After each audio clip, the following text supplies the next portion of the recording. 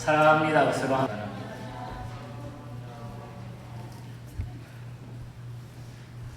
우리가 예수 믿으면서 또 신앙생활 하면서 다 중요한 일이 많지만은 그 중에 가장 중요한 것은 하나님 앞에 예배드리는 일이라. 그래서 저는 오늘 귀한 총동원 주일에 예배에 대한 말씀을 꼭 전해야 되겠다 이런 생각을 하고, 그동안 신학교에서 예배학과 찬송가학을 강의하면서 총정리한 말씀이 오늘의 말씀이라고 보면 됩니다. 예배에 성공하면 인생 성공이고 예배에 실패하면 인생 실패자라는 것입니다. 그래서 오늘 이 말씀들을 통해서 저와 여러분들이 예배의 성공자가 되시기를 주님 이름으로 간절히 축복합니다. 헨리 워드 비처라고 하는 유명한 미국 교회 목사님이 있습니다. 이 목사님은 설교학과 또 설교에 아주 뛰어났던 한때의 미국 교회의 영성운동에 앞장섰던 아주 훌륭한 목사님입니다. 이 유명한 설교자 목사님이 뉴욕의 큰 교회의 주일 설교를 맡게 됩니다. 아마 우리 교회처럼 총동원 주일인지 특별한 예배를 드리면서 이 목사님을 그 교회에서 초대해서 설교 부탁을 해서 오셔서 설교하게 했고, 많은 사람들에게 주변에 홍보를 하게 했습니다.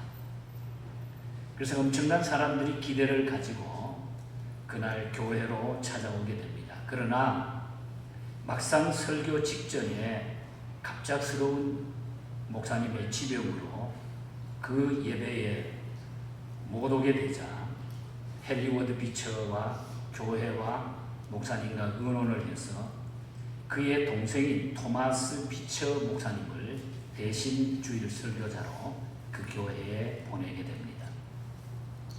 주일 아침에 헨리 워드 비처가 올 것을 기대한 이 교회는 그야말로 빈틈없이 초만원을 이루었습니다. 앉을 자리가 부족했습니다. 예배가 시작이 되고 설교 순서가 되어서 담임 목사가 사정을 설명하고 동생인 토마스 비처 목사를 소개하자 교회 안에는 웅성웅성하기 시작했습니다. 여러 교인들이 일어나서 나가는 모습이 보였습니다. 기대했던 목사님이 안 왔으니까 별로다. 그리고 그 교회를 나가는 분들이 많이 생겼습니다. 그러자 토마스 비처는 이런 유명한 말로 설교를 시작했다고 합니다. 저희 형님이 갑작스러운 병환으로 오늘 이 예배에 못 오게 됨을 제가 대신 사과를 드립니다. 그러나 오늘 저는 특별한 강구를 드리고 말씀을 증거할까 합니다. 지금 예배 중간에 일어나고 계신 분들 말고 혹시 또 헨리 워드 비처를 예배하기 위해 오신 분들이 계신다고 하면은 지금 이 시간 빨리 다 퇴장해 주시면 감사하겠습니다. 계시다고 하면 빨리 퇴장해 주시기를 바랍니다. 왜냐하면 우리는 오늘 헨리 워드 비치가 아닌 하나님을 예배하기 위해 이 자리에 모였기 때문입니다. 이 말을 아주 자신 있게 했습니다. 그 말이 떨어지자마자 장례는 조용해졌고 그날의 예배는 특별한 성령의 기름 부음이 있었다고 오늘 미국 교회 역사에 전해오고 있습니다.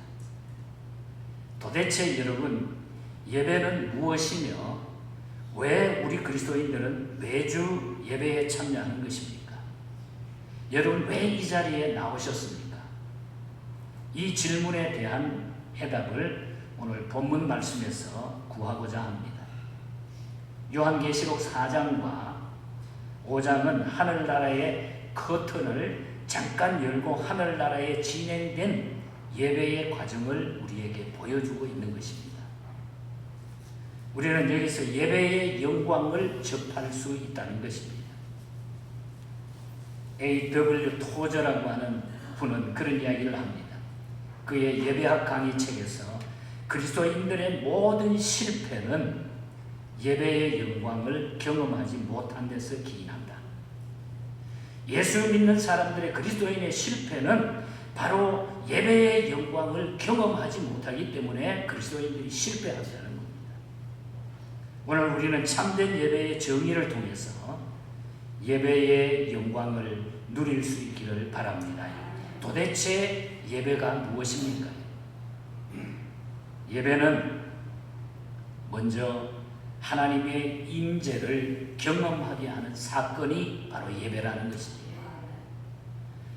제가 다른 교회 말씀을 전하러 갔다가 어느 평신도가 자신의 교회 예배에 대한 불만을 말하면서 한마디 했던 그 한마디가 저에게 잊혀지지 않아서 저는 그때부터 예배에 대한 중요성을 다시 한번 목사로서 준비하고 하나님 앞에 엎드리게 되었습니다. 목사님, 그분이 하는 얘기입니다. 목사님, 저는 예배할 때 하늘 문이 열리는 것을 보고 싶습니다. 예배할 때마다 하늘 문이 열리는 것을 보고 싶습니다. 그런데 오늘 이 본문의 천상 예배는 그렇게 시작하고 있다는 것입니다. 본문의 배경을 이해하기 위해서 우리는 요한계시록 1장 10절 말씀을 먼저 읽을 필요가 있습니다. 사도 요한이 전도하다가 밤모섬에 유배가게 됩니다. 주일에 그는 하나님을 예배하기 위해서 엎드렸습니다. 유배 가가지고 밤모섬에 쫓겨가가지고 유배 생활하면서 그는 주일에 하나님을 예배하기 위해서 땅에 엎드렸습니다. 그때 계시록 1장 10절에 보면 주의 날에 내가 성령의 감동이 되어 내 뒤에서 나는 나팔 소리 같은 큰 음성을 들으니, 그리고 다시 본문 4장 1절을 보시면은 뭐라고 무슨 일이 일어납니까? 4장 1절에 보면 이 일 후에 밤모섬에서 하나님 앞에 예배드리기 위해서 하나님 앞에 엎드렸는데 나팔 소리가 울렸는데 이 일 후에 내가 보니 하늘에 열린 문이 있는데, 본문의 상황을 정리하면 이런 얘기입니다. 유배 생활을 하면서도 예배에 갈망을 지닌 사도 요한이 주일에 하나님을 예배하기 위해서 주님 앞에 엎드렸다 하는 그런 얘기입니다. 유배 생활하면서 어려운 환경 가운데서 저는 그 그리스 밤모섬을 2번이나 가본 적이 있습니다. 정말 감동적입니다. 그 밤모섬에 요한이 엎드렸던 그 동굴, 그 엎드렸던 예배의 장소, 감동적이었습니다. 그 순간 성령님의 감동이 있었다고 그랬습니다. 나팔 소리 같은 주의 음성이 거기서 들려왔다는 거예요. 그는 하늘문이 열리는 것을 봅니다. 4장 1절에 의하면 다시 하나님의 음성이 들려옵니다. 그리고 2절에서 사도 요한은 하늘의 보좌를 보고 보좌에 앉으신 하나님을 보게 된다고 그랬습니다. 저는 한마디로 이것을 하나님의 임재 체험이라 저는 그렇게 말하고 싶습니다. 한 기독교 심리학자는 예배의 행복은 어린아이가 엄마의 풍성한 젖꼭지를 물고 행복에 잠긴 것에 비유한 적이 있습니다. 아기가 엄마의 임재를 확인하고 엄마에 의해서 자신의 필요가 공급되면서 만족해하면서 행복에 겨워하는 표정을 연상해 보시기 바랍니다. 그것이 예배의 체험이라는 것입니다. 여러분은 예배 때마다 그런 체험을 경험하십니까?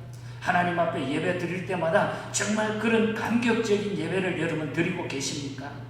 졸지는 않습니까? 눈 딱 감고. 그것이 바로 예배의 영광인 것입니다. 우리가 이런 예배를 드리기 위해서 무엇보다도 그래서 준비가 필요한 것입니다. 예배를 갈망하는 마음, 하나님 앞에 엎드리는 자세, 그리고 하나님의 음성을 듣기를 사모하는 마음, 예배자의 필수 덕목이라는 것입니다. 본문이 예배자에게 요구하는 가장 중요한 덕목이 바로 이것입니다. 저는 본문 직전에 3장 22절이야말로 참된 예배의 가장 중요한 하나님의 요구라고 생각을 합니다. 귀 있는 자는 성령이 교회들에게 하시는 말씀을 들을지어다.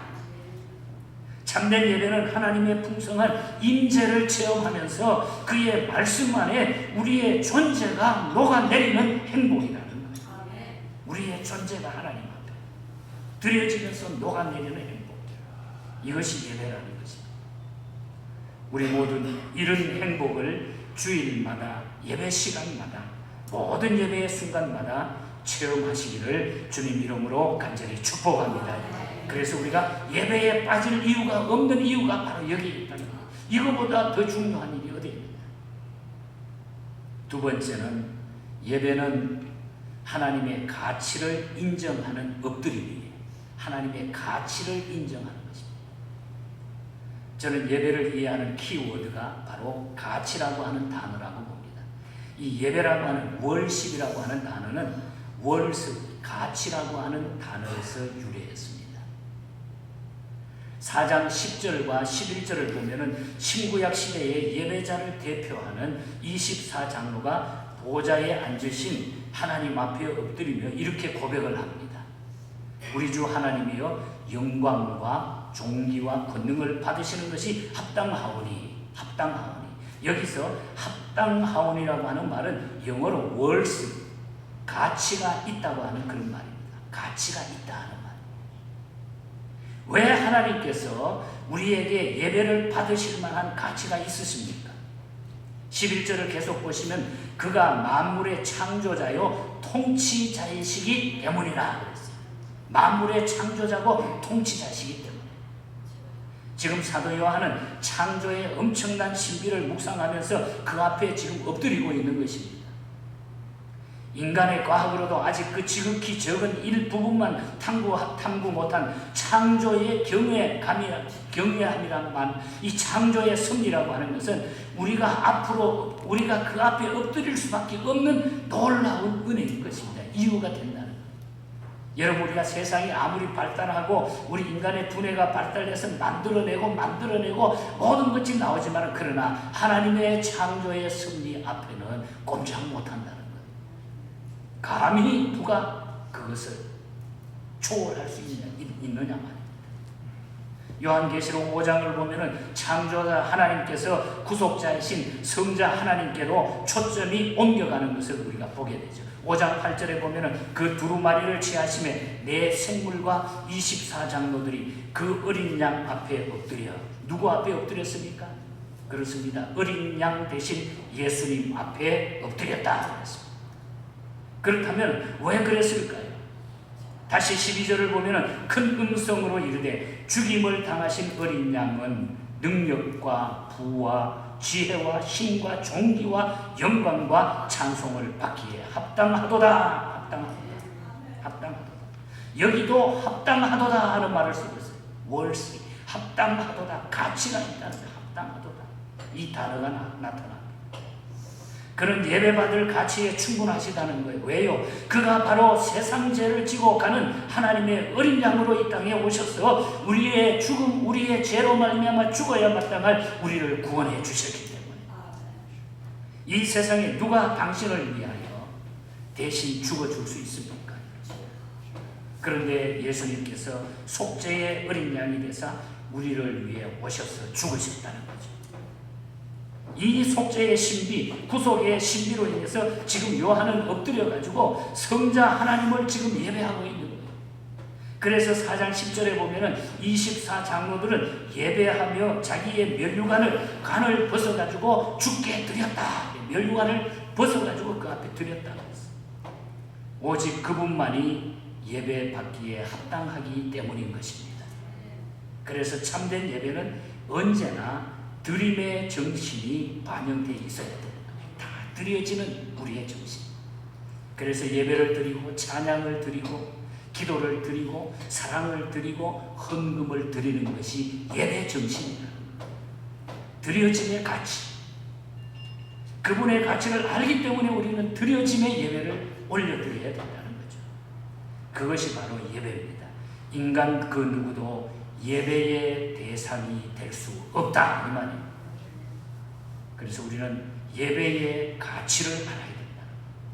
세 번째는 예배는 하나님의 품성을 담게 하는 특권을 가지고 있다. 하나님의 품성을 담게 하는 특권이 예배 가운데 있다. 본문 4절을 보십시다. 또 보좌에 둘러 24 보좌들이 있고 그 보좌들 위에 24 장로들은 흰옷을 입고 머리에 금관을 쓰고 앉았더라. 여기 24 장로들은 신구약 시대를 대표하는 예배자들이라고 할 수 있습니다. 구약을 보면은 하나님의 백성들을 대표하는 12지파가 등장하죠. 그리고 신약에는 12제자가 등장합니다. 구약과 신약 12 더하면 24가 됩니다. 그런데 이들의 모습을 묘사한 본문에는 두 가지 두드러진 특성을 나타내고 있는 거죠. 하나는 그들은 흰옷을 입었다고 하는 것, 또 다른 하나는 면류관을 썼다고 하는 것입니다. 흰옷을 입고 면류관을 썼다. 성경학자들은 흰옷의 거룩성, 흰옷은 거룩성을 상징하는 것이라고 하면은 여기에 금면류관은 영화를 상징하는 것이라 이렇게 해석하고 있습니다. 이 두 가지 특성이야말로 하나님의 품성 혹은 하나님의 속성을 나타내고 있다. 하나님은 거룩하고 영화로우신 분이라는 거죠. 한마디로 말하면 하나님은 거룩하고 영화로우신 분이다. 그런데 왜 24장로들이 이 두 가지 성품을 가진 자로 등장을 합니까? 그들은 거룩하고 영화로우신 하나님을 예배하며 거룩해지고 영화롭게 된 것이기 때문이에요. 신학자들은 우리가 예수 믿고 구원받아서 의롭게 되면은 이제 우리에게 두 가지 신학적인 혹은 신앙적인 과제가 남아있다고 가르칩니다. 조직신학에서도 신학에서 그렇게 가르칩니다. 이 하나는 성화, sanctification, 성화. 그리고 다른 하나는 영화, glorification. 성화와 영화, 이 두 가지를 가르칩니다. 여기에 본문 24장로들의 흰옷을 입었다고 하는 것은 성화의 길을 걸어갔다는 거예요. 그리고 이 성화의 완성 단계가 바로 영화인 것입니다. 어떻게 이 일이 24장로들에게 가능했을까? 그들이 거룩하시고 영화로우신 하나님을 바라보고 살았기 때문이라. 하나님을 바라보고 살았기 때문에. 그들이 거룩하시고 영화로우신 하나님을 바라보고 살았기 때문에 이것이 가능했다고 하는 것이죠. 이것을 우리는 바라봄의 법칙이라 이렇게 말할 수 있습니다. 우리는 바라보는 대상을 담게 되어 있습니다. 자꾸 보는데 그렇게 담게 되어 있습니다. 나쁜 사람을 계속 바라보면 내가 나쁘게 닮아갑니다. 좋은 사람을 계속 바라보다 보면 내가 좋게 닮아갑니다. 예배는 바라보는 것입니다. 우리는 거룩하신 하나님을 예배함으로 하나님을 닮을 수가 있어요. 부부가 서로 닮는 이유, 자녀가 부모를 닮는 이유, 서로 바라보고 살기 때문에. 예배는 하나님을 바라보는 일이다. 우리는 거룩하신 하나님을 예배함으로 하나님을 닮게 된다. 그것은 하나님의 기대이기도 합니다. 하나님이 그것을 기대하고 계시다. 그분은 내가 거룩하니 뭐라 그러세요? 너희도 거룩하라. 내가 거룩하니 너희도 거룩하라. 사랑하는 성도 여러분, 우리가 어느 날 하나님을 닮아서 거룩하고 영화로운 모습으로 주 앞에 섰을 때에 주님께서 얼마나 우리로 인해서 기뻐하실까요? 거룩해지려고 여러분 몸부림치지 마십시오. 몸부림이 거룩을 실현해내지 못합니다. 단순하고 진지한 예배자가 되시기를 축복합니다. 예배자가 될 때에 우리는 거룩합니다. 그 예배는 우리 주님을 바라보는 시간입니다. 예배를 내가 어떻게 드리는가에 따라 내 삶이 그래서 변화가 오게 됩니다. 주님을 닮는 것이 예배라는 거죠.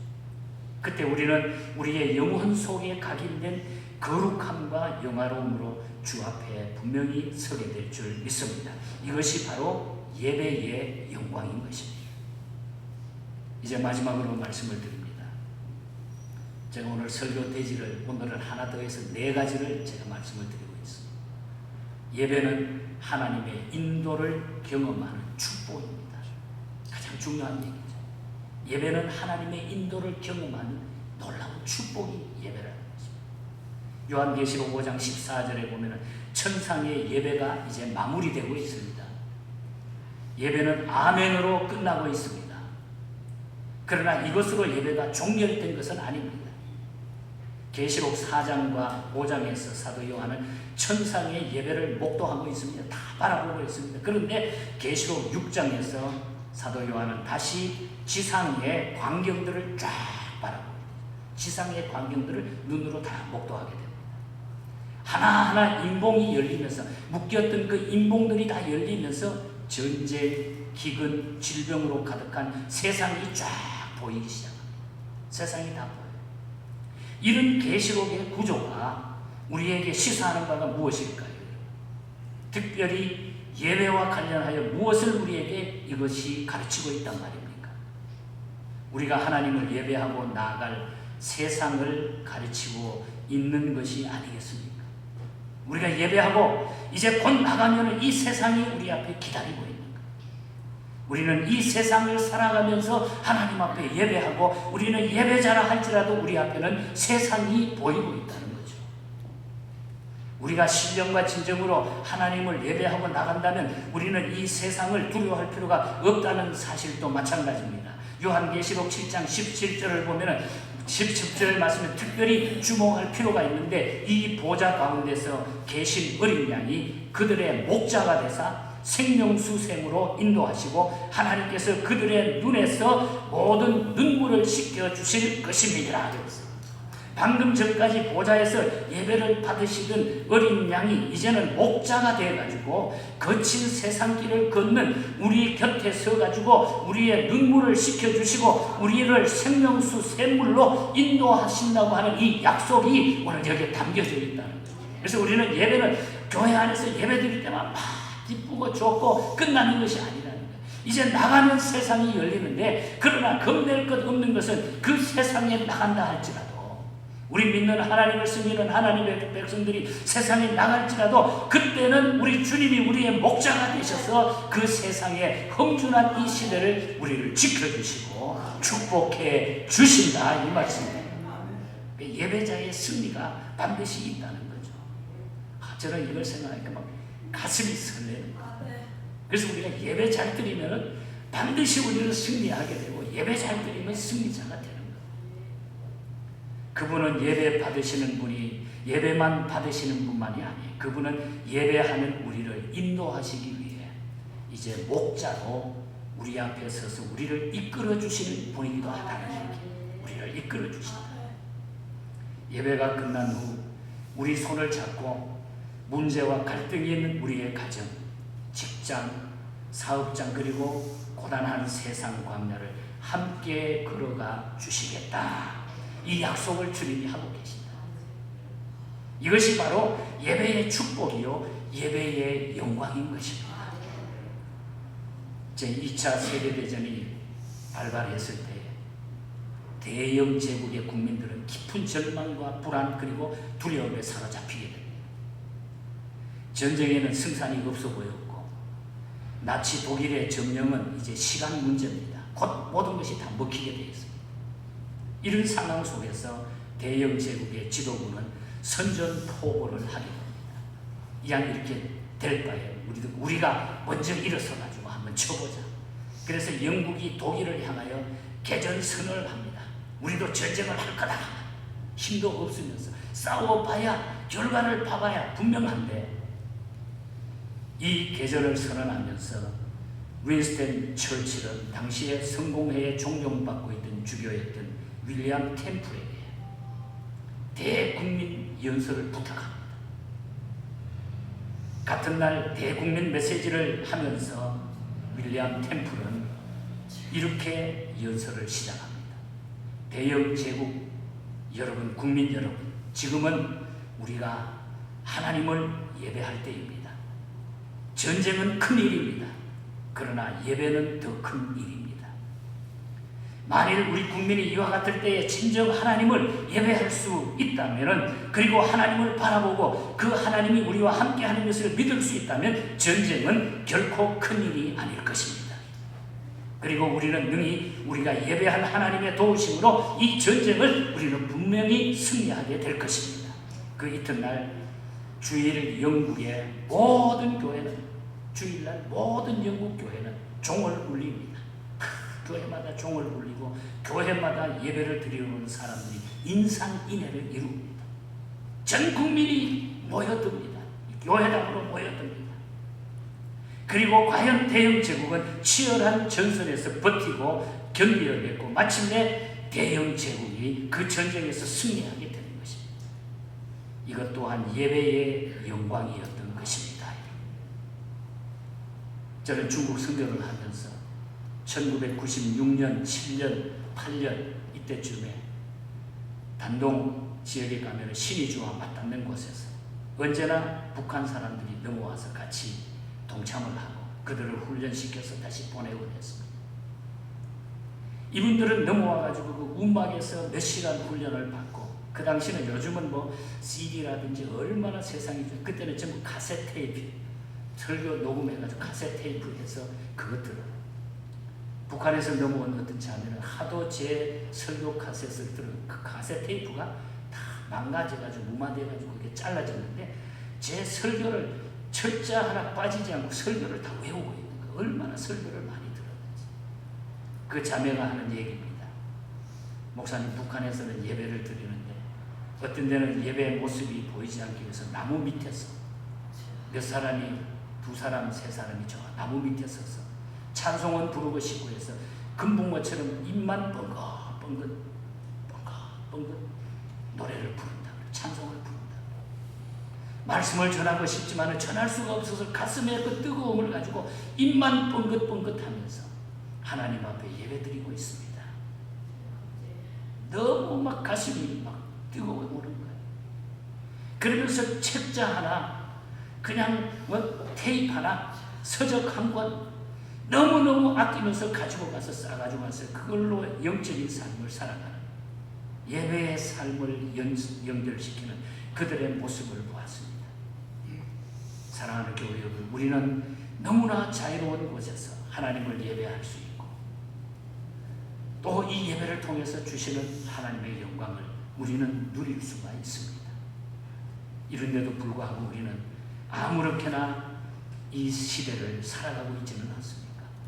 저는 감사한 것이 이 팬데믹 기간 동안에 예배를 쉬지 않고 하나님 앞에 드릴 수 있었다고 하는 것이 너무너무 감사해요. 그러니까 하나님이 제일 먼저 목회자인 저에게 너무 뜨겁게 해주신 거예요. 붙들고 기도했을 때, 말씀 읽고 예배에 그냥 최선을 다했을 때 하나님이 주시는 은혜가 저는 그래서 너무나 자유함을 얻을 수 있었어요. 너무나 자유함을 얻을 수 있었어요. 예배는 주님의 음성을 듣고 동행해 주시는 하나님의 복을 경험하는 것이 바로 예배인 줄 믿습니다. 찬송 하나 소개하고 설교를 마치려고 합니다. 애니 혹스 여사라고 하는 분이 1872년에 어느 날 가정에서 가사일을 쭉 돌보는데 주님께서 그에게 감동을 주시고 주님의 임재를 느끼면서 큰 기쁨으로 마음이 너무너무 기뻐지는 거예요. 그래서 하나님 앞에 엎드려서 기도합니다. 그러면서 너무 그 감격, 기쁨의 감격이 너무 감사해서 영어로 이렇게 얘기해요. I need the every hour. 저는 주님이 매 시간 필요합니다. 저는 주님이 매 시간 필요합니다. 엎드려서 그 자리에서 예배하면서 주님의 음성을 듣습니다. 무한한 기쁨을 거기에 얻습니다. 그리고 시를 쓰기 시작합니다. 그래서 그 시를 써서 그가 다니던 교회 로버트 로리 목사님, 음악을 잘하는 목사님에게 부탁을 해서 이 목사님이 찬송가를 작곡하게 됩니다. 은혜스러운 힘있는 찬송으로 오늘 우리가 애창하고 있는 찬송입니다. 주 음성 외에는 더 기쁨 없도다. 날 사랑하신 주 늘 계시옵소서. 기쁘고 기쁘도다. 항상 기쁘도다. 나 주께 왔사오니 복 주시옵소서. 2절 가사는 이렇게 나옵니다. 나 주께 왔으니 복 주시옵소서. 주 함께 계시면 큰 시험 이기네. 기쁘고 기쁘도다 항상 기쁘도다 나 주께 왔사오니 복 주옵소서.